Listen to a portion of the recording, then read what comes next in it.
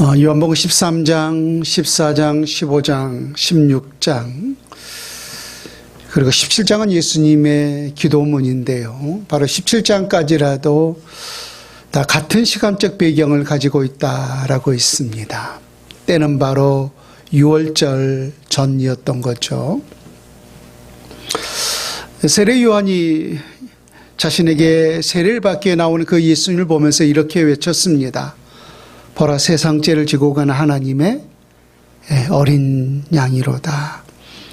그래서 예수님 바로 이번 6월절은 바로 자기 자신이 예수님 앞에, 하나님 앞에 완전한 희생 제물이 되기 위해서, 그 희생 제물로서 십자가를 지시기 위해서 이처럼 십자가 앞에 나아가고 있었던 것입니다.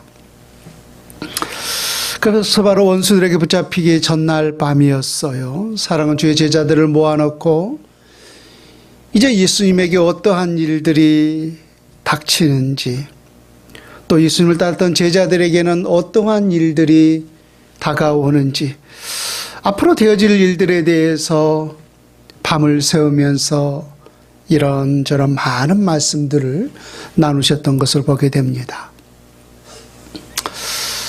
생각해본데 하나님의 말씀은 예수님이 하시는 전체 말씀을 다 기록한 것이 아니라 선택적으로 기록되었다라는 하는 사실을 여러분 잘 아실 것입니다.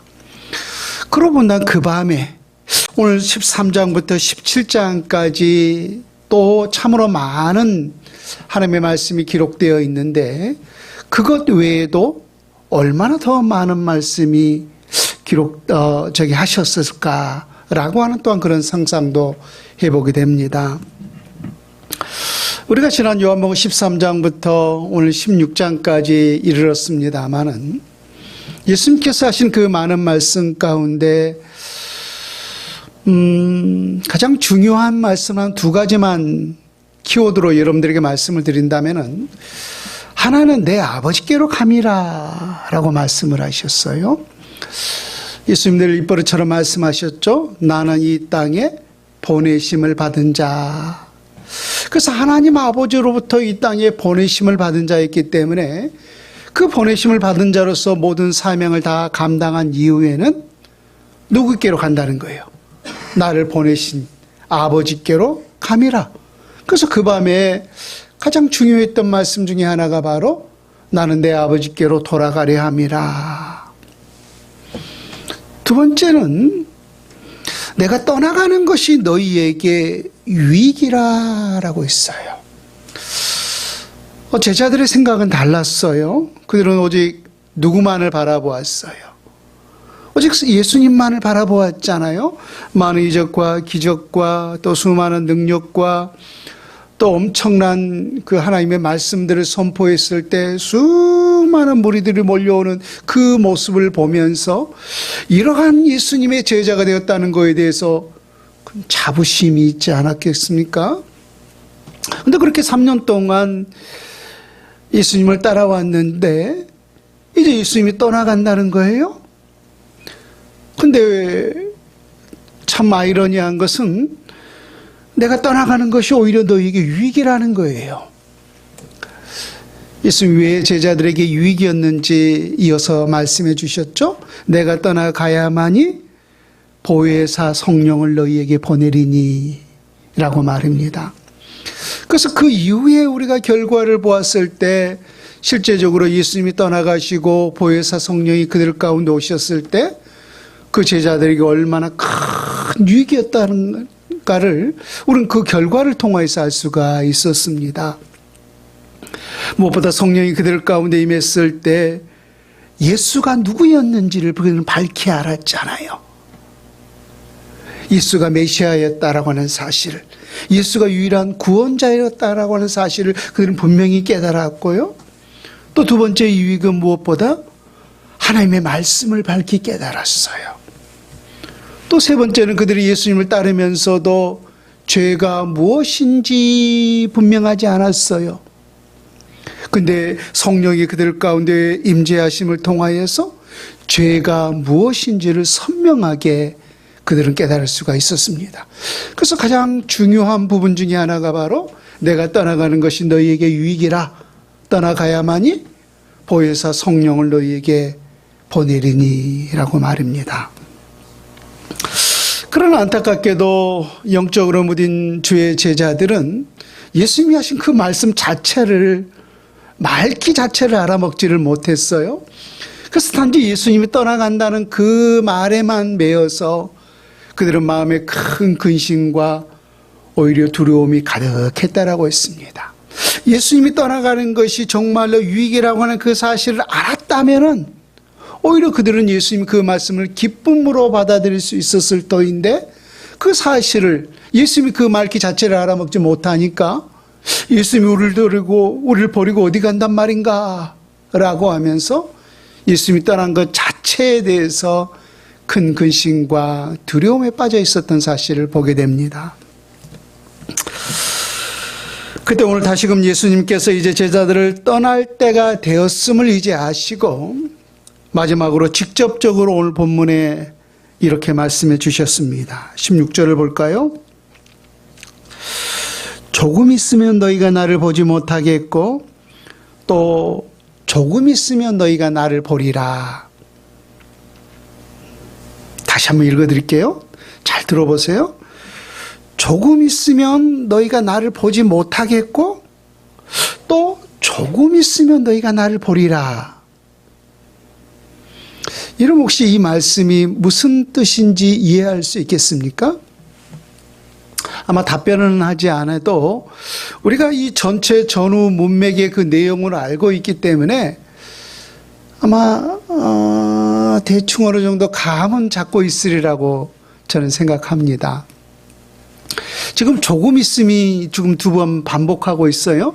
그래서 조금 있으면 너희가 나를 보지 못하겠고 또 조금 있으면 너희가 나를 보리라 라고 있는데, 앞에 말씀하셨던 조금 있으면 나를 보지 못할 것이다 라고 하는 이 말씀은 예수님의 십자가 사역을 말씀하고 있었던 거죠.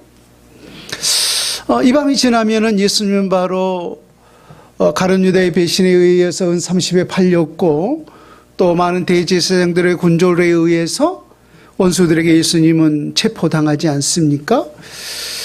그리고 그들이 예수님을 완전히 죽이기 위해서 로마 관정에 고소를 하였고 또 본디오 빌라도의 그 재판에 따라서 최종적으로 십자가 처형을 당하였어요. 그리고 그 사이에 주의 제자들은 십자가를 따라가지 못하고 그 십자가 앞에서 나도 저렇게 예수님과 십자가 처형을 당하면 어찌하나 라고 하는 것 때문에 멀리 다 흩어져 버리고 말았어요. 그래서 3년 동안 예수님과 주의 제자들은 늘 함께 동고동락한 삶을 살아왔는데 예수님이 조금 있으면 너희가 나를 보지 못하겠고 라고 있는데, 그 조금 있으면의 기간이라고 하는 것은 예수님께서 원수들에게 재판을 당하시고 또 십자가 처형을 당한 이후에 얼마 동안 예수님이 죽은 자 가운데 있으셨어요? 사흘이었죠? 사흘. 그래서 너희가 조금 있으면 나를 보지 못하겠고 라고 했는데, 그 기간은 예수님의 십자가 사역을 말씀하셨던 거예요. 그런가 하면은 또 이어서 하실 말씀이 또 조금 있으면 너희가 나를 보리라 라고 했어요. 근데 그건 또 언제를 말씀하고 있는 거예요? 우리 예수님께서 십자가 위에 죽으시고 죽은 자 가운데서 사흘 동안 있으셨지만은 영원히 그 죽은 자 가운데 있으셨나요? 아니면 죽은 자 가운데서 3일 만에 부활하셨나요? 그렇죠. 예수님은 늘 제자들에게 말씀했듯이 내가 원수들에게 순환을 받고 죽은 자 가운데 3일 만에 부활할 것이다. 그래서 주의 제자들에게 하시는 말씀이 너희가 어디서 나를 만나자 했던 거예요. 갈릴리에서 만나자. 갈릴리에서 만나자라고 했어요. 또 지난 우리가 요한복음 2장을 생각해 본다면은 그 예수님께서 성전 청결 작업을 하셨잖아요. 그래서 성전에서 뭐 장사치들 돈 바꾸는 자들을 다 말 그대로 상을 엎으셨어요. 그때 유대인들이 하는 말이 도대체 내게 무슨 권세로 이런 일을 하느냐? 그랬더니 예수님 자신이 하나님의 아들이라는 거예요. 그래서 무슨 표적을 우리에게 보여주겠느냐라고 했더니 예수님께서 하신 말씀이 너희가 이 성전을 헐라. 내가 사흘 만에 일으키리라. 그러나 원수들은 그 사흘을 실제적으로 하루 이틀 사흘로 생각을 했던 거죠. 그래서 이 성전이 46년 동안에 의해서 지어졌거늘 어떻게 내가 사흘 만에 이 성전을 지을 수 있겠다고? 그렇게 생각하지 않았습니까? 근데 예수님께서 사흘 만에 다시 일으키리라라고 했는데 무엇을 두고 말씀하셨던 거예요? 성전된 자기 육체를 가리킴이라라고 말씀하셨어요. 그래서 예수님은 바로 죽은 자 가운데서 3일 만에 부활할 것을 말씀하셨는데 또 조금 있으면 나를 보리라라고 하시는 그 말씀은 바로 부활 이후에는 다시금 너희를 볼 수 있을 것이다 라고 말씀을 하셨던 거예요. 다시금 정리해 본다면 예수님께서 조금 있으면 나를 보지 못하겠고 또 조금 있으면 나를 보리라라고 했는데 앞에 조금 있으면은 예수님의 십자가 사역, 죽은 자 가운데서 다시 보지 못할 그것을 말씀하셨던 거고 또 조금 있으면 나를 보리라라고 하셨는데 그 두 번째 조금 있으면은 부활 이후에 갈릴리에서 예수님께서 주의 제자들을 다시 만나게 될 것을 말씀을 하셨던 것이죠. 근데 여러분들은 다 이해를 하시잖아요. 근데 주의 제자들은 예수님께서 이렇게 말씀하셨음에도 불구하고 예수님이 도대체 무슨 말씀을 하시는지 알아먹지를 못했어요. 자, 16절과 17절, 18절까지 보세요. 조금 있으면 너희가 나를 보지 못하겠고 또 조금 있으면 나를 보리라 하시니 제자 중에서 서로 말하되 우리에게 말씀하신 바 조금 있으면 나를 보지 못하겠고 또 조금 있으면 나를 보리라 하시며 또 내가 아버지께로 가미라 하신 것이 무슨 말씀이냐 무슨 말씀이냐고 또 말하되 조금 있으면이라 하신 말씀이 무슨 말씀이냐 무엇을 말씀하시는지 알지 못하노라거늘. 예수님이 그렇게 말씀하셨잖아요. 조금 있으면 너희가 나를 보지 못하겠고 또 조금 있으면 너희가 나를 보리라 라고 했더니 자기들끼리 막 대화를 하는 거예요. 제자들끼리 모여서 베드로 너 이 말씀이 도대체 무슨 말씀인지 알아? 안드레 예수님이 조금 있으면 나를 보지 못하겠고 또 조금 있으면 나를 보리라고 했는데 그 말씀 무슨 뜻인지 알아? 자기들끼리 막 이렇게 이야기를 하더니 최종적으로 결론이 뭐예요? 모르겠다는 거예요. 무슨 말씀인지 모르겠다는 거예요. 18절 마지막에 보면은 조금 있으면이라 하신 말씀이 무슨 말씀이냐 무엇을 말씀하는지 우리는 알지 못하노라. 예수님께서 계속해서 같은 말씀을 반복하시고 또 이처럼 비유를 통하여서 분명히 말씀하셨어요. 우리는 분명히 전후 사정을 알기 때문에 그 말씀을 이해했습니다마는 제자들은 들으면서도 도대체 이 말씀이 무슨 말씀인가 이해하지를 깨닫지를 못했다는 거예요. 그렇다면 왜 제자들은 예수님이 하신 이 말씀을 깨닫지를 못했겠는가라고 하는 거예요. 여러분 우리가 일반적으로 상대방의 말을 들으면서도 깨닫지 못한 이유에는 크게 두 가지가 있어요. 하나는 수준 차이예요. 수준 차이. 예를 들어서 우리 어린 초등학생들에게 대학생이 배워야 할 어떠한 과정들을 학습시킨다면은 그 과정을 이해할 수가 있겠습니까? 그럼 눈높이라는 게 필요하지 않아요. 그러니까 그 아이 수준에 맞는 그 과정을 해야만이 그 아이가 이해하고 받아들일 수가 있는데 수준 차이가 너무 나버리면은 들으면서도 이해할 수가 없어요. 한국 사람이라 한국말을 하기 때문에 들리기는 하는데 도대체 그 말이 무슨 말인지 이해할 수가 없는 거예요. 수준 차이가 나면은 이해가 안 돼요. 근데 예수님과 제자들도 그 면에서 마찬가지였어요. 지난주에도 예수님께서 말씀하셨지만 13장부터 16장까지 이렇게 많은 말씀을 하시고 더 많은 말씀을 하고 싶으셨지만은 유보한 이유가 뭐라고 있어요? 너희가 감당하지 못함이라 라고 있어요.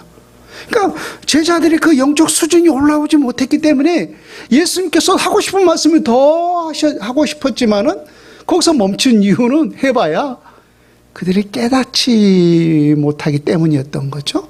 그래서 이처럼 영적 수준이 너무나 차이가 나버리면은 이해할 수가 없었던 거죠. 두 번째는 이건 뭐 제 경험에서 우러나온 내용인데요. 사람은 이렇게 듣고 싶은 것만 들어요. 아, 진짜 알아요. 듣고 싶은 것만. 그래서 오늘 본문의 제자들에게 적용해 본다면은 제자들이 듣고 싶었던 내용이 뭐예요? 예수님이 떠나지 않고 계속 함께 있고 싶은 거. 그렇잖아요. 예수님께서 아까도 말했지만은 그 3,000명, 5,000명 가는 곳곳마다 이적과 이적의 역사, 또 예수님께서 그 설교하실 때 얼마나 많은 사람들이 감동, 감화를 받았습니까? 또 엄청난 기적의 역사가 일어나고 말입니다. 근데 그렇게 놀라운 역사를 일으켰던 그 선생님이 영원토록 우리와 함께하고 또 이 땅에 어떠한 그 정치적인 메시아로서 어떤 하나의 권세도 잡고 그러한 꿈들이 그 제자들에게 있었잖아요. 그래서 그런 거에 그러한 비전을 말해주고 너희가 앞으로 이런 자리를 하게 될 것이다. 그런 이야기를 듣고 싶었던 거예요. 그래서 그런 이야기가 들리면은 귀에 쏙쏙 박혔을 것입니다. 근데 이 땅에 대한 이야기는 전혀 하지 아니하고 그들과 전혀 관심 없는 하늘에 대한 이야기만 하는 거예요. 예수님은 지금 그 사랑하는 제자들을 이끌고 최종 목적이 어디예요? 하나님의 나라잖아요. 그래서 하나님의 나라에 대해서 가르치고 싶고 그것을 목적으로 했는데 제자들의 생각은 여전히 땅에 있었던 거예요. 그래서 땅에 있는 이야기를 하면은 귀에 쏙쏙 들어올 텐데 그들의 관심과 전혀 상관없는 하늘에 대한 이야기를 하니까 들려오질 않았던 거예요. 그래서 들으면서도 예수님 내 아버지께로 감이라. 저게 무슨 말이냐 라고 하면서 그들이 깨닫지를 못했던 거예요. 그러니까 듣고 싶은 것만 들었던 거예요. 듣고 싶은 것만. 그래서 여러분 참고로 오늘도 여러분들이 하나님의 말씀을 저는 여러분들이 듣고 있다고 믿습니다. 아멘. 우리가 하나님의 말씀을 들음에 앞서서 정말로 우리에게 필요한 게 뭐냐면은 실질적으로 내 생각과 내 지식과 내 경험을 내려놓는 것이 필요합니다. 우리가 누군가의 대화를 하고 누군가의 말을 들을 때 항상 어떻게 듣고 있냐면 내가 가지고 있는 지식 위에, 내가 가지고 있는 경험 위에, 내가 가지고 있는 그 상식의 기준에서 그 이야기를 들어요. 그러니까 내 경험과 내 지식과 내 상식에 맞는 그 이야기를 하면 옳거니 맞는 이야기 한다라고 하는데 내가 가지고 있는 그 지식과 경험에 반하는 이야기를 하면은 틀렸다는 거예요. 그래서 하나님의 말씀도 보세요. 처음 우리가 교회에 온 사람이 하나님의 말씀을 받기 어려운 이유가 뭐예요? 내 지식과 내 경험에 위에서 하나님의 말씀을 듣기 때문이에요. 그래서 우리가 하나님의 말씀을 받기 위해서 가장 중요한 게 뭐냐면은 먼저 내게 세워진 이 모든 이론들, 지식들, 경험들, 내가 알고 있는 이 법들을 다 내려놓아야만이 하나님의 말씀을 받을 수가 있다는 거예요. 그래서 그것이 내가 자신이 우선이 되어버리면은 하나님의 말씀을 철저하게 비판하고 비평하고 판단거리밖에 안 됩니다. 내 자신을 내려놓지 않으면 어떤 하나님의 말씀도 우리가 생명의 떡으로 먹을 수가 없다라고 하는 사실이에요. 여러분, 우리가 살고 있는 이 세상에도 다양한 법들이 존재하고 있죠. 그래서 뭐 우리가 어떠한 사건들을 할 때 뭐 형사 사건으로 고소할 것인가, 민사 사건으로 고소할 것인가, 형사법이 있고 민사법이 있고, 또 뭐 동사무소에 가면 어떤 이런 행정법들이 있고, 또 국회 가면은 국회법들이 있고, 장사하는 사람들은 상법이 있고, 우리가 이 살고 있는 우리 대한민국에도 여러 법들이 다양하게 존재하고 있어요. 근데 이 많은 법들 중에서 여러분 최상위법이 뭔지 아세요? 우리나라에서? 헌법이에요. 헌법. 일례로 보세요. 이건 정치적인 이야기가 아닙니다. 최근 현대사에서 한 10여 년, 20년 사이에 우리나라 대한민국 대통령 2명이 국회에서 탄핵을 당했어요. 국회에 탄핵을 당했다라고 하는 것은 국회 법에 따라서 그 사람은 그 대통령을 탄핵시켰던 거죠. 근데 국회법에 따라서 2명을 탄핵시켰습니다마는 한 사람은 그렇게 최종적으로 탄핵을 당해서 대통령에서 물러났고, 한 사람은 다시금 기각돼서 그 대통령을 복권했어요. 그쵸? 여러분 그 경험을 잘 알고 계시죠? 근데 누구의 법에 따라서 그 사람들이, 한 사람은 탄핵을 당하고 한 사람은 복권했나요? 헌법이죠. 헌법재판소에서 그 7명인가 몇 사람인가 있잖아요. 그 사람들이 최종적으로 이 사람이 정말로 잘못했는가, 그 헌법재판소에서 판결에 따라서 한 사람은 탄핵을 당하고 한 사람은 기각을 당해서 다시금 복권당했어요. 왜 국회가 탄핵시킨 그 사람을 헌법이 다시금 재판했을까요? 헌법이 위에 있기 때문이에요. 그래서 우리나라에서의 최고의 법은 헌법입니다.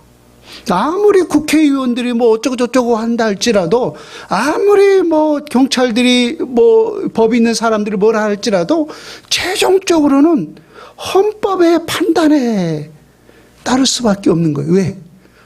최상위 법이기 때문에 말입니다.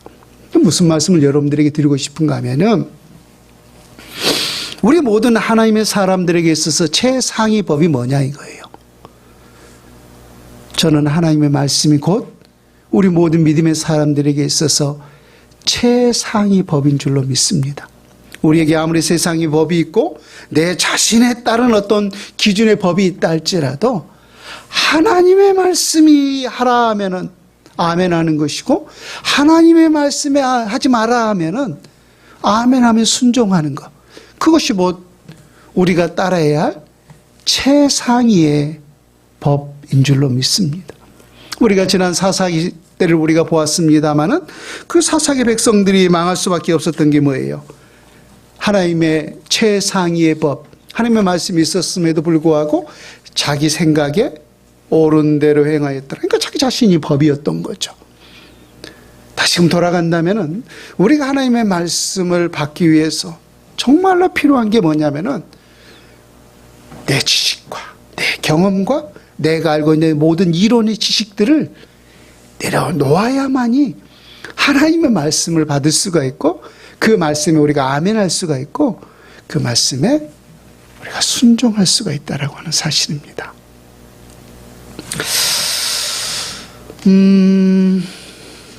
이처럼 오늘 들어도 깨닫지를 못하는 제자들 향해서 이제 예수님은 십자가를 곧 치실 것을 말씀하셨는데, 그 십자가 앞에 섰을 때 그 십자가를 바라보면서 세상의 사람들은 그 십자가를 어떻게 평가하고 있는지, 또 그 십자가 앞에서 제자들은 어떠한 일들을 당할 것인지, 그 앞으로 되어질 일에 대해서 오늘 예수님이 이어서 말씀을 하고 계십니다. 19절과 20절 말씀을 보세요. 예수께서 그 묻고자 함을 아시고 이르시되 내 말이 조금 있으면 나를 보지 못하겠고 또 조금 있으면 나를 보리라 함으로 서로 문의하느냐. 내가 진실로 진실로 너희에게 이르노니 너희는 곡하고 애통하겠으나 세상은 기뻐하리라. 너희는 근심하겠으나 너희 근심이 도리어 기쁨이 되리라. 아까도 말씀드렸듯이 조금 있으면 너희가 나를 보지 못하겠고 또 조금 있으면 너희가 나를 보리라 라고 있는데 그 말씀이 무엇인지 여러분들에게 해석을 해드렸어요. 앞에 있는 조금 있으면은 예수님의 십자가 사건을 말씀했던 거고 뒤에 다시 보게 되는 그 조금 있으면은 예수님의 부활을 말씀한다라고 했어요. 근데 오늘 예수님께서 이렇게 십자가 앞에 나아갔을 때 예수님께서 그렇게 십자가를 지시는 그 모습을 보면서 세상의 사람들은 오늘 십자가를 지신 그 예수님을 어떻게 평가하고 있는가라고 하는 거예요. 오늘 유대인들이 오늘 예수님이 십자가를 지고 죽는 그 모습을 보면서 그들의 마음에 어떠한 표현을 하고 있는가 보면은 보세요. 20절에 내가 진실로 진실로 너희에게 이르노니 너희는 곡하고 애통하겠으나 세상은 기뻐하리라. 예수님께서 그렇게 처참하게 십자가의 그 채찍을 맞으면서 골고다 언덕을 오르고 또 머리에 가식 면류관을 또 빨간 홍포를 입히고 찢기는 그러한 수모, 얼굴에 침뱉음, 채찍, 그 모진 순환을 당하면서 그 십자가 사역을 이룬 그 모습을 보면서 쾌재를 불렀다는 거예요. 세상의 사람들은 예수님 그 모습을 보면서 박수를 치면서 아하하 웃으면서 아주 기뻐했다는 거예요. 왜 세상은 예수님이 그렇게 수모를 당하는 그 모습을 보면서 기뻐했을까요? 자기들의 뜻을 관철시켰기 때문이에요. 여러분, 예수님이 십자가에 못 박힌 돌아가실 수밖에 없었던 그 실제적인 원인이 어디에 있었나요? 하나님의 아들이 이라는 것 때문이었잖아요. 그래서 나는 스스로 하나님의 아들이다 라고 했더니 신성 모독이로다 라고 한 거예요. 여러분, 내가 저는 하늘에서 내려온 하나님의 아들입니다, 제가 메시아입니다 라고 한다면은 여러분 어떻게 생각하겠어요? 아마 돌을 마땅히 던지겠죠? 근데 예수님은 그게 사실이잖아요. 근데 그것을 인정할 수가 없었기 때문에 전 신성 모독이로다, 저렇게 하나님을 모독한 사람은 죽여야 된다라고 생각을 했던 거예요. 더더구나 신명기에 따르면은 나무에 달린 자마다 뭘 받았습니다? 저주를 받았습니다 라고 했잖아요. 그래서 예수님께서 그들의 입장에서 보면은 이처럼 엄청난 수모를 당하고 십자가 위에서 저주를 당해서 죽은 거예요. 그러니까 또 3년 동안 예수님께서 그 엄청난 사역을 할 때 그 유대인들의 눈에 가시 같은 존재가 누구였어요? 저 자식 분명히 죽여야 된다고. 그렇죠? 그러니까 눈에 가시 같은 존재가 예수님이었어요. 그러니까 그렇게 속을 썩이고 또 신성 모독을 하고 또 눈에 가시였던 그 예수님을 저주를 받고 그렇게 십자가 위에 죽게 했으니 그들의 뜻이 관철되었잖아요. 그들이 기뻐할 수밖에 없는 거죠. 그 세상은 예수님이 죽어가는 그 모습을 보면서 그들은 기뻐했어요. 기뻐했어요. 제가 시간상 더 찾아보지는 않습니다만은 요한계시록 11장에도 보면은 여러분 기억할 거예요. 두 증인의 모습. 그 두 증인의 그 모습을 죽어가는 그 모습을 보면서 세상에 많은 사람들이 막 자기들끼리 예물을 주고 잔치를 벌이면서 기뻐해요. 왜? 듣기 싫은 계속 예수에 대한 이야기를 하고 듣기 싫은 복음의 소리를 하는데 그 사람이 죽어버린 거예요. 그러니까 그들을 얼마나 쾌재를 불렀겠는가라고 하는 것입니다.